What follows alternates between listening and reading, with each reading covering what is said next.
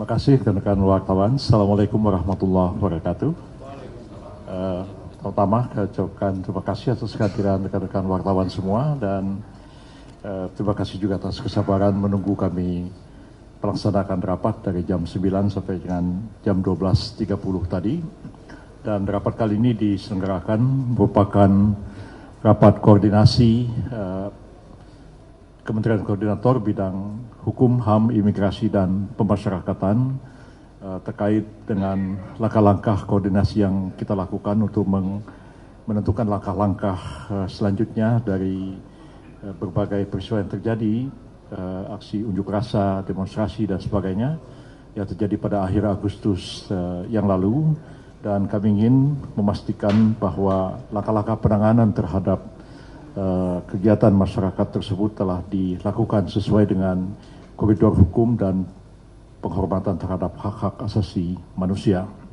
Rapat hari ini dihadiri oleh banyak sekali kementerian, hadir juga tadi Menteri PPA, Menteri Pelindungan, Menteri Pemberdayaan Perempuan dan Perlindungan Anak, kemudian juga wakil-wakil kementerian, beberapa wamen juga hadir.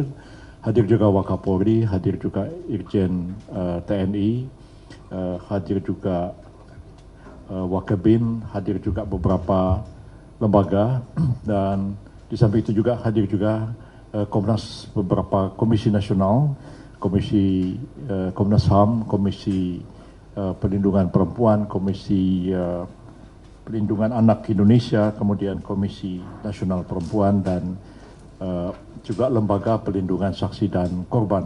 Kami ingin mendengar semua laporan dan juga pandangan dari mereka semua dalam mengantisipasi perkembangan yang terjadi.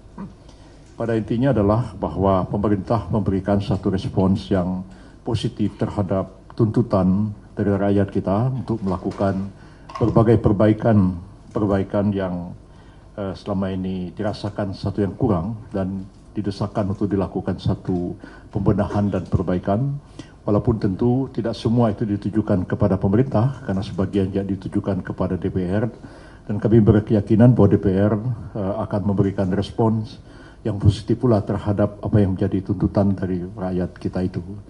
Terhadap tuntutan yang ditujukan kepada pemerintah, tentu pemerintah akan memberikan satu respons yang positif ke arah itu, walaupun tidak semua dari tuntutan itu dapat segera diwujudkan, oleh karena memerlukan waktu, antara lain misalnya perbaikan terhadap peraturan perundang-undangan yang ada, menunggu pemilihan umum tahun 2029 dan seterusnya.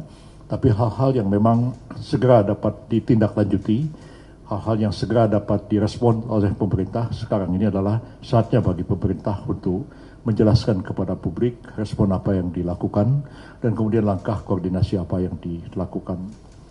Terhadap pembenahan aparatur pemerintah, ya, terutama aparatur penegak hukum, itu menjadi komitmen bagi pemerintah untuk terus melakukan perbaikan dan melakukan pembenahan sehingga betul-betul aparat penegak hukum itu menjalankan tugas sejalan dengan koridor hukum yang berlaku dan juga mengedepankan aspek penghormatan, pengakuan, dan sekaligus perlindungan terhadap hak-hak asasi manusia.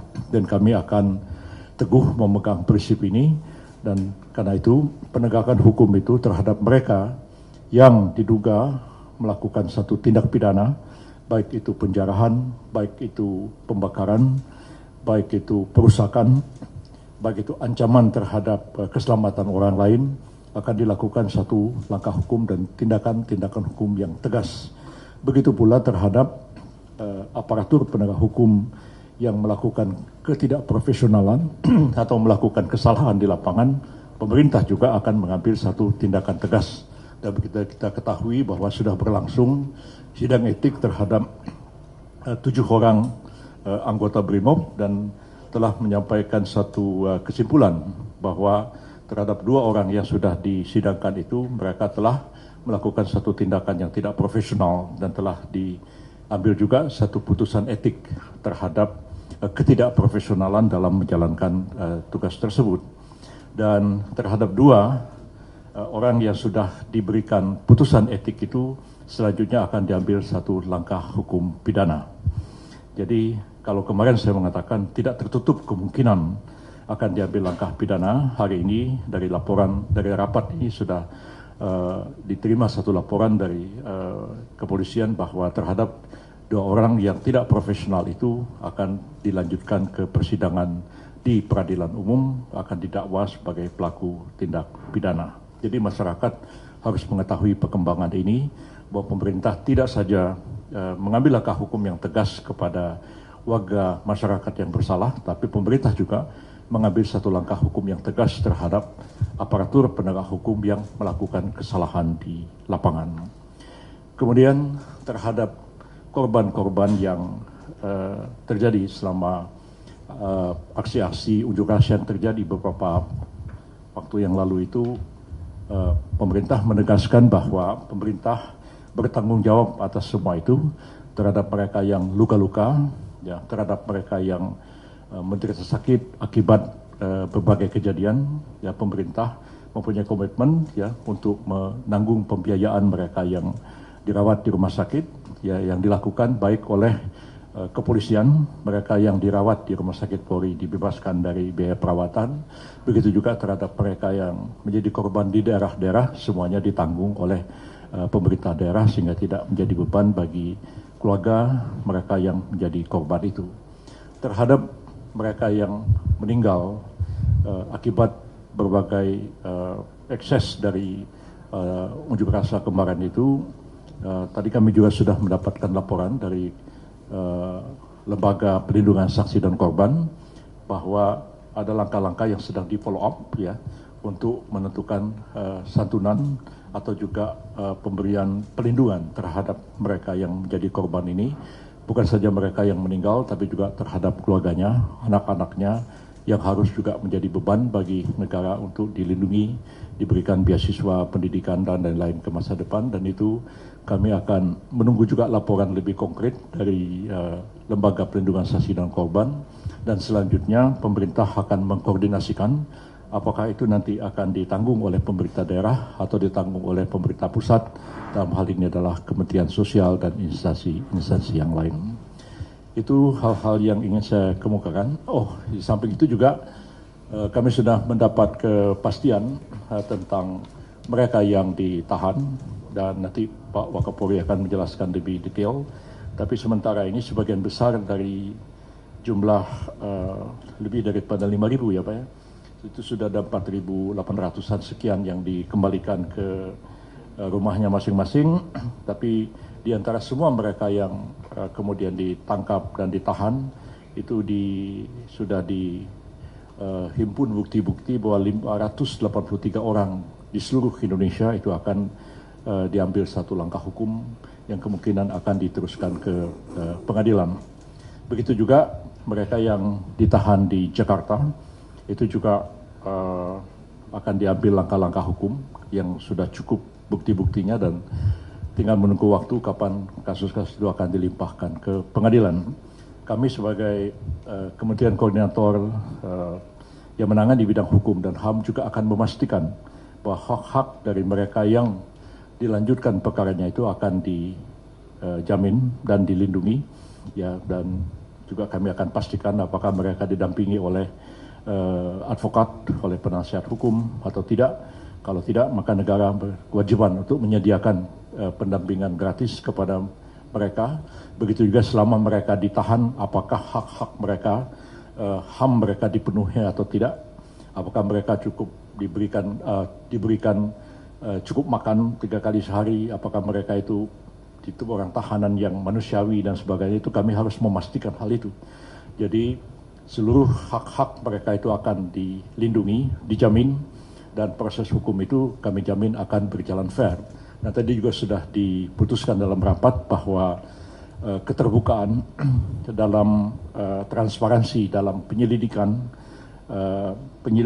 dan penyidikan terhadap mereka yang ditahan ini tidak hanya terhadap kasus Pedro ya, jadi saja yang sudah terbuka dan masyarakat sudah menyaksikan bahwa sangat transparan. Komnas juga dilibatkan, tapi rapat ini telah memutuskan terhadap semua mereka yang ditahan dan kemudian dilakukan penyidikan itu akan dilakukan secara transparan sehingga masyarakat akan melihat, menilai bahwa aparat penegak hukum dalam hal ini kepolisian itu bertindak profesional, kemudian bertindak sesuai dengan koridor hukum dan menjamin pelindungan dan pemenuhan hak-hak asasi manusia pada mereka.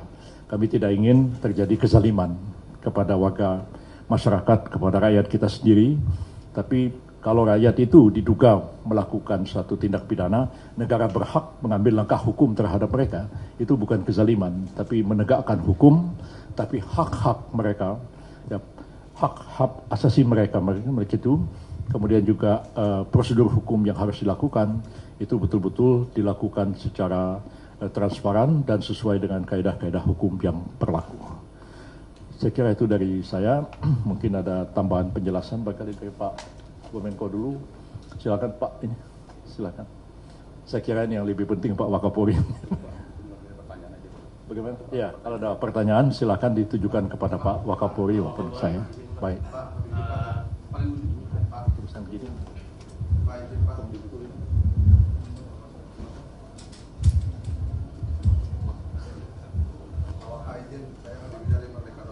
Bentar dulu, silakan. Assalamualaikum warahmatullahi wabarakatuh. Saya Ayubi Pak dari Bisnis Indonesia Pak. Pertama Pak, yang jadi penasaran publik itu kan ini sebenarnya bukan case-nya itu bukan Brimob yang nabrak Pak, itu hanya sebagiannya aja Pak. Nah ini yang penasaran itu publik itu pengen tahu Pak, ini sebenarnya aksi ini siapa sih Pak yang nunggangin di belakangnya Pak. Nah terus tadi kan juga Pak Menko bilang kalau beberapa yang ditangkap itu udah dikembalikan Pak. Nah terus kita tahu ada beberapa yang viral kemarin kan, ada orang dari BAIS, ada orang dari TNI juga yang ditangkap, apa itu dikembalikan juga ke institusi atau seperti apa Pak? Terima kasih Pak.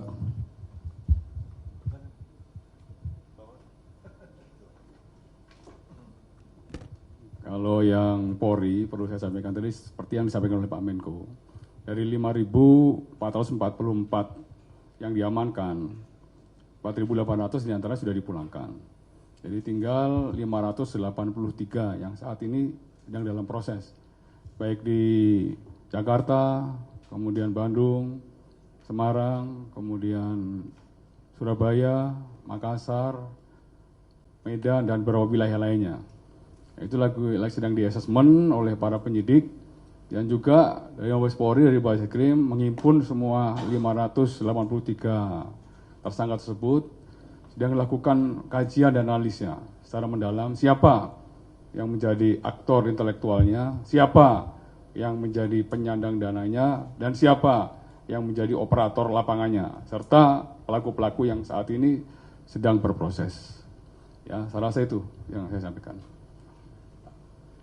Izin Pak Wakapolri, saya Abid dari kumparan.com Pak. Ini kan tadi disebut ada 500 sekian ya tadi yang masih diproses lanjut. Itu boleh dijelasin nggak sih Pak kenapa yang 500 ini masih dilanjutkan gitu? Karena kan salah satu tuntutan dari 17+8 itu adalah dibebaskan semuanya demonstran itu. Nah yang 500 ini kenapa spesifik mereka tetap ditahan dan dilanjutkan kasusnya? Lalu selain itu juga Pak, sebenarnya tadi kan dibilang provokator dan penyandang dana itu kan masih diusut ya. Tapi sebenarnya sejauh ini sudah ada bukti-bukti atau udah terdeteksi belum sih Pak si provokator dan penyandang dana ini? Temuan awalnya tuh gimana sih? Dan apakah Polri dalam waktu dekat bakal langsung menindak gitu Pak atau masih butuh waktu lagi gitu?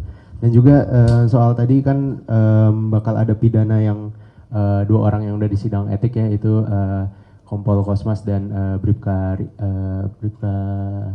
R itulah ya, Rohmat. Itu kan tadi katanya bakal diusut pidana, tapi mereka berdua ini banding nggak sih Pak untuk udah mengajukan banding belum sih untuk putusan yang kemarin gitu? Mungkin 3 itu dulu Pak. Oke, baik, terima kasih.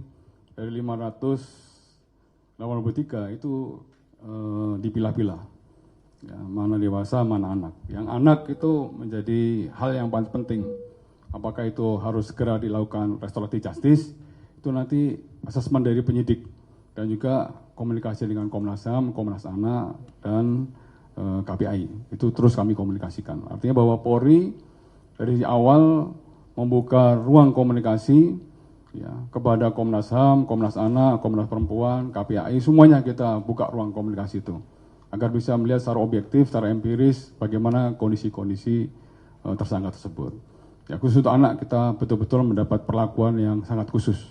Kemudian dewasa, ya jelas kalau misalnya memang dia terbukti melakukan tindakan destruktif seperti pengerusakan, pembakaran, penjarahan, baik fasilitas umum maupun fasilitas milik kepolisian lainnya, termasuk tindak pidana pencurian, kemudian penganiayaan, dan juga ya, seperti yang di Sulawesi Selatan mengakibatkan 3 orang meninggal dunia, itu tentunya juga masih dalam proses pendalaman. Proses pembuktian secara ilmiah ini merupakan satu keharusan bagi seluruh penyidik untuk dapat membuktikan sampai kasus ini maju ke persidangan nantinya. Terus apa lagi tadi? Saya tambahkan sedikit apa yang disampaikan oleh Pak Wakapolri, bahwa 583 orang yang sedang ditahan itu pun sedang dalam proses penyidikan lanjutan. Jadi belum semuanya itu pasti akan dilimpahkan ke pengadilan. Jadi bisa dipilah-pilah ada cukup bukti atau tidak. Kalau ada cukup bukti, ya tinggal kemudian apakah akan dilakukan restoratif justice ataukah akan diteruskan ke pengadilan. Itu tergantung perkembangan, dan saya kira penyidik berwenang untuk memutuskan hal itu. Dan pemerintah ingin memastikan bahwa proses itu berjalan secara terbuka, secara transparan, dan karena itu saya menghimbau kepada seluruh advokat ya dan para penasihat hukum baik profesional maupun yang pro deo untuk yang pro bono untuk aktif membantu mereka ini. Jadi ini adalah kesempatan untuk kita menegakkan hukum secara fair, adil dan berimbang, karena posisi penyidik dan posisi advokat itu setara dalam menangani kasus-kasus yang sedang disidik oleh pihak penyidik, kepolisian, kejaksaan dan lain-lain sebagainya. Karena itu ya silahkan hadirkan saksi-saksi untuk ada chart, silahkan hadirkan juga para ahli untuk didengar keterangannya sebelum proses persidangan berlangsung, sehingga betul-betul nanti semua pihak didengar dan Polri melakukan gelar perkara. Apakah cukup alasan perkara ini dilimpahkan ke pengadilan atau tidak. Jadi ya, jangan khawatir ya, silahkan. Jadi jangan salah paham saya mengatakan ya advokat dibela secara gentleman. Itu maksud saya itu kita melakukan pembelaan itu betul-betul secara gentle ya. Kemukakan fakta, silakan hadirkan saksi-saksi, ahli dan sebagainya sehingga proses penyelidikan dan penyidikan itu berjalan secara fair, dan tentu nanti kalau ke pengadilan juga fairness itu yang kita inginkan bersama. Jadi pemerintah itu betul-betul punya komitmen untuk penegakan hukum itu adil dan berimbang dan transparan. Itu ya penjelasan saya. Tadi temuan awal itu Pak, temuan awal penyalur dana itu Pak, proses. Sudah ya. Saya Pak. Masih ada yang lain? Iya Pak. Sudah? Saya Pak. Kita dari kantor berita Prancis AFP hanya ingin mengkonfirmasi saja Pak, dari 583 orang yang masih diproses ini berarti belum semuanya berstatus tersangka ya Pak?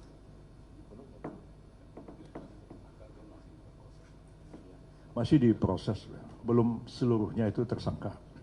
Kalau tersangka kan sudah, penyidik sudah meyakini bahwa sudah ada 2 alat bukti permulaan yang cukup.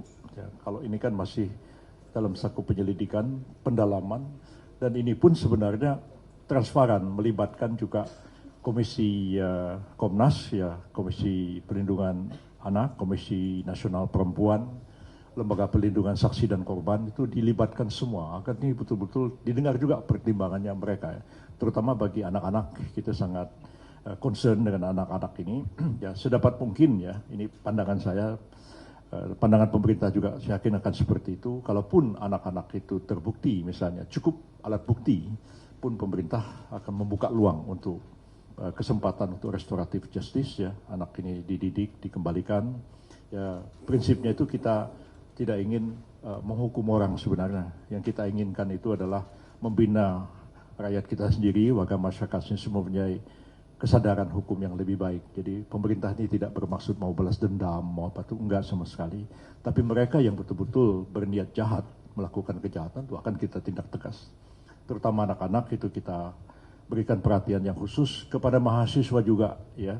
Kita berkeyakinan mahasiswa sebagian besar tentu berniat baik menyalurkan aspirasi masyarakat, aspirasi rakyat.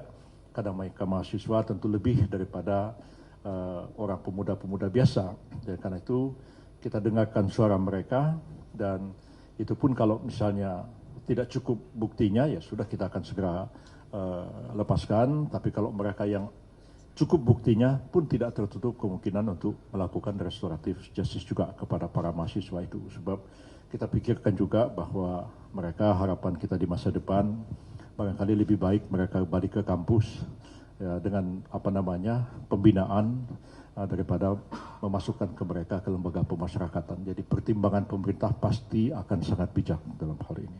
Jadi masyarakat supaya paham ya, bahwa kita itu betul-betul berniat baik, menegakkan hukum dengan benar. Tapi orang yang berniat baik juga, kita nggak perlu jatuhkan hukuman apa-apa, tapi yang penting kita lakukan pembinaan kepada seluruh warga masyarakat kita. Udah cukup ya?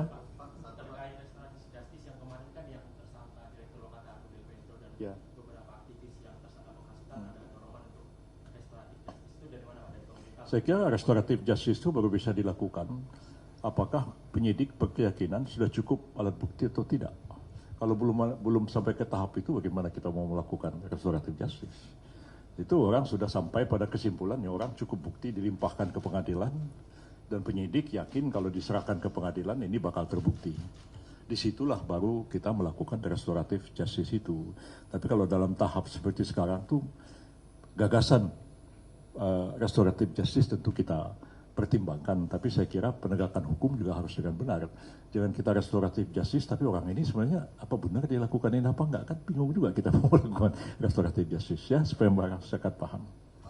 Terima kasih banyak ya, sudah cukup sekian. Individu-individu silahkan bertanya, tapi sudah cukup.